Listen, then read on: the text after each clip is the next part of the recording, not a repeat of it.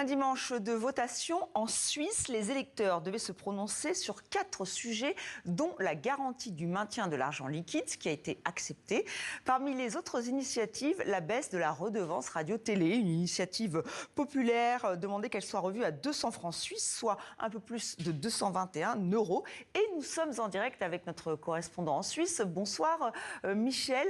Les Suisses ont dit non à cette réduction de la redevance, non à plus de 62% selon les projections. Est-ce que c'est une surprise ?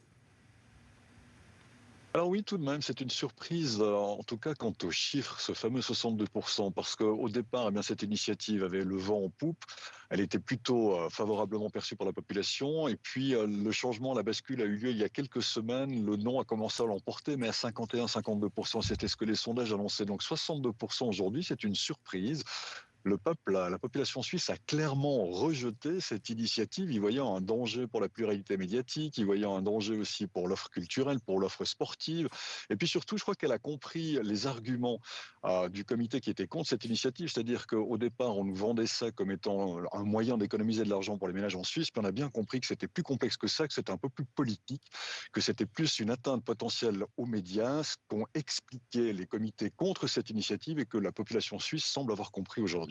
Et qu'est-ce que cela implique pour la suite ? Alors écoutez, la redevance ou la contribution à l'audiovisuel, comme on l'appelle en Suisse, va baisser de toute manière. Les temps sont difficiles pour la Société suisse de radiodiffusion, donc qui chapeaute la télévision et la radio publique.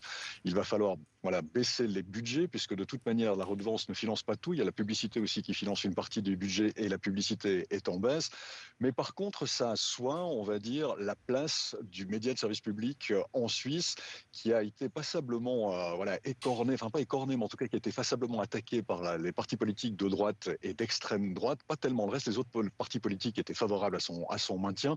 Donc ça va asseoir, on va dire, un futur, ça va calmer la possibilité pour la Société suisse de radiodiffusion d'imaginer un futur maintenant avec un budget qu'elle va connaître et de pouvoir continuer à travailler et d'offrir la pluralité médiatique qu'elle a offert jusqu'à présent, que ce soit au niveau de l'information, bien sûr, que ce soit au niveau du sport, que ce soit au niveau de la culture. Et puis ça renforce aussi pour la population suisse la possibilité, le fait de savoir qu'il y a un média qui n'appartient pas forcément à des partis pris idéologiques ou financiers, et que ça leur garantit une offre d'information qui est neutre, qui est objective en tout cas dans le plus possible.